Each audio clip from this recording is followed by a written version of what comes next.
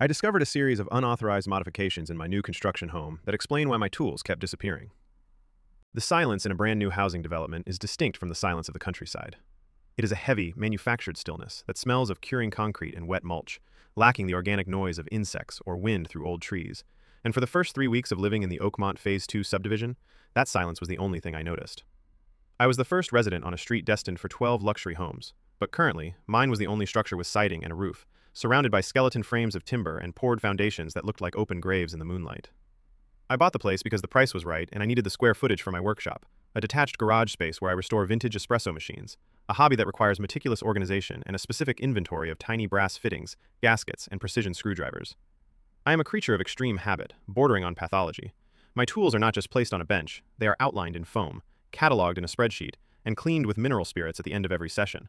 So when the 10mm socket went missing on the second Tuesday of November, I didn't assume I had lost it. I assumed it had fallen into the inexplicable void that sometimes swallows small objects, forcing me to spend 40 minutes sweeping the epoxy floor with a magnetic wand until I gave up, frustrated but not alarmed. The unease began 3 days later, on a Friday night, when I returned from a grocery run to the nearest town, 20 miles away, and found the side door of the garage unlocked. I distinctly remembered the tactile click of the deadbolt, the way the key provided a satisfying mechanical resistance that signaled security. But as I walked up the driveway with bags of rice and coffee, the door swung open with a gentle push, the latch tongue retracted fully into the mechanism. I checked the interior immediately, heart hammering a chaotic rhythm against my ribs, but nothing was gone. The expensive espresso machine on the bench, a La Marzocco Linea 1 was rebuilding for a cafe in Seattle, was untouched, the copper piping gleaming under the LED shop lights. I rationalized it as a mental lapse, a symptom of the stress of moving and the isolation of living in a construction zone where the closest human being was a security guard stationed in a trailer a mile down the main road. I relocked the door, tested it 3 times, and went inside the main house to make dinner, trying to ignore the feeling that the space behind me was charged with a static electricity that hadn't been there before. The incidents escalated from mechanical failures to sensory intrusions over the next week, small discrepancies in my environment that felt like glitches in reality. I would wake up in the morning to find the thermostat in the hallway set to 72 degrees, despite my rigid adherence to keeping it at 68 to save on propane. And the air in the house would feel thick, humid, and smelling faintly of something sweet and rotting, like unwashed scalp or old fruit. I called the HVAC company, a local outfit that had installed the systems for the developer, and the technician, a guy named Miller, spent an hour in the attic checking the ductwork and the furnace unit. He came down, wiping gray dust from his forehead, looking perplexed, telling me the system was operating perfectly, but that the filter looked like it had seen 6 months of use despite being installed 2 weeks ago. He showed me the pleated fabric, clogged with a dense gray lint that looked almost fibrous, like dryer sheets or insulation wool. And I nodded, paid the service fee, and watched him drive away, leaving me alone again in the house that seemed to be breathing on its own. By early December, the pattern of displacement in the garage became impossible to ignore. It wasn't just the 10mm socket anymore. It was a calibrated tamper, a heavy stainless steel tool weighing nearly 2 pounds, which I found sitting on top of the refrigerator in the main house kitchen, a room I rarely brought work tools into. I stared at the object, the cold metal sweating slightly in the warm air of the kitchen, and felt a cold flush of adrenaline wash over me, because the implication was no longer forgetfulness, but intrusion. I changed the locks on the garage and the house that afternoon, driving to the hardware store and buying heavy-duty commercial deadbolts, spending 4 hours installing them with 3-inch screws that bit deep into the door frames. I felt a surge of masculine competence as I turned the new keys, a false sense of security that crumbled 48 hours later when I woke up at 3 a.m. to the sound of the garage door opener engaging. The sound was unmistakable, a low, grinding, chain-drive rumble that vibrated through the floor joists of the master bedroom, which sat directly above the garage.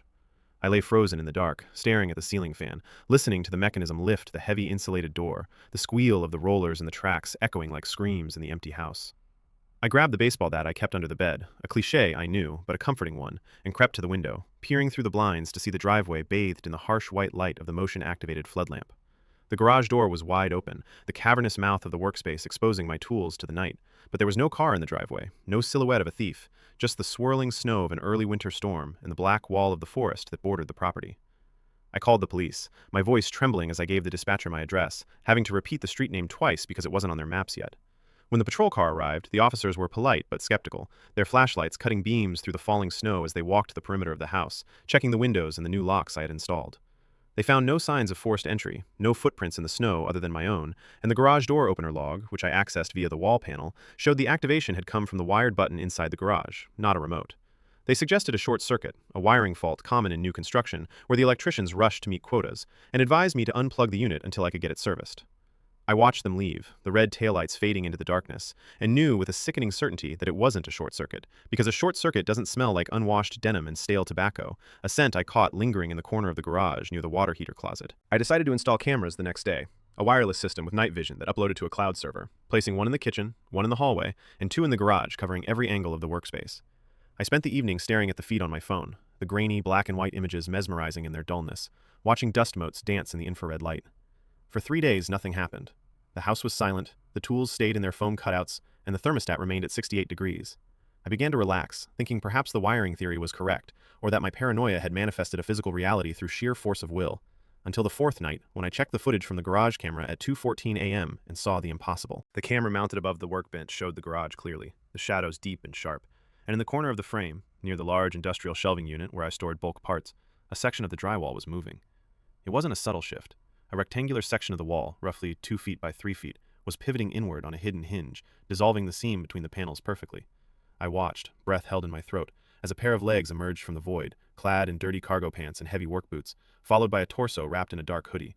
The figure lowered itself to the floor with a practiced, silent agility, avoiding the squeaky floorboard near the heater that I always stepped on. The intruder didn't look around wildly. He moved with the confidence of a resident, walking straight to my workbench, picking up a specific screwdriver, and then walking out of the frame toward the door that led into the house kitchen. I was in the bedroom upstairs, watching this on my phone with a delay of maybe 10 seconds. I didn't scream. I didn't run.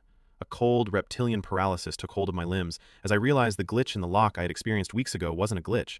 He had unlocked it from the inside. I heard the soft, almost imperceptible click of the door at the bottom of the stairs opening, followed by the muffled compression of the carpet on the steps. He was coming up. I locked the bedroom door, a hollow-core interior slab that would offer zero resistance to a determined attacker, and dialed 911 again, whispering the situation to the operator, telling her there was a man in the house, that he had come out of the walls. She told me to barricade myself and stay on the line, her voice tight with the sudden escalation of the call.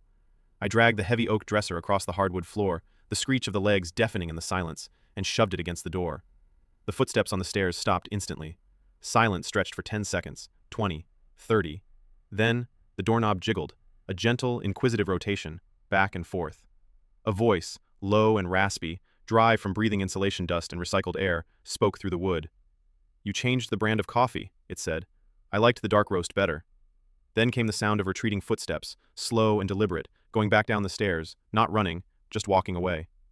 The police arrived in force this time, 4 cars screeching into the cul-de-sac, sirens cutting the night. I stayed in the room until they cleared the lower level, their shouts of, "Police! Show us your hands!" echoing through the ductwork. When I finally came downstairs, wrapped in a blanket, the house was ablaze with tactical lights. They took me to the garage, where 2 officers were standing by the shelving unit, their guns drawn and pointed at the black hole in the wall. The hidden door was open. The investigation that followed over the next 48 hours unraveled a narrative that was far more disturbing than a simple break-in. The space behind the wall wasn't just a void. It was a fully finished, unauthorized room, sandwiched between the garage wall and the pantry of the main house, a dead space created by the intersection of the roof lines that shouldn't have been accessible. Inside, the police found a twin mattress stolen from a model home down the street, a camping stove, a bucket used as a latrine, and a stack of my missing tools, arranged neatly on a makeshift shelf. They also found a tapping device connected to my internet cable, explaining the spotty Wi-Fi, and a small monitor hardwired into the feeds of the very security cameras I had installed. He hadn't just been hiding, he had been watching me watch him. The most chilling discovery, however, was the notebook found under the mattress. It was a log, written in precise block lettering, detailing my schedule, my habits, the times I showered, the times I left for groceries, and lists of items he intended to borrow. The author was identified as Daniel Vane, a framing contractor who had worked on the development 6 months prior and had been fired for sleeping on the job sites. He had built the room during the construction phase, framing the hidden door and drywalling over it before the painters arrived, effectively sealing himself into the architecture of the house. He had been living there since before I closed on the property, surviving on stolen food from the other empty houses and, eventually, my own pantry. They didn't catch him that night. He had slipped out through a secondary exit he had cut into the attic gable, dropping onto the soft earth of the backyard and disappearing into the woods before the perimeter was established. The police told me it was safe, that he wouldn't come back now that his nest was discovered, but I couldn't stay. I moved into a hotel the next morning, leaving the La Marzocco and the furniture behind. 2 weeks later, they found Vane. He hadn't gone far.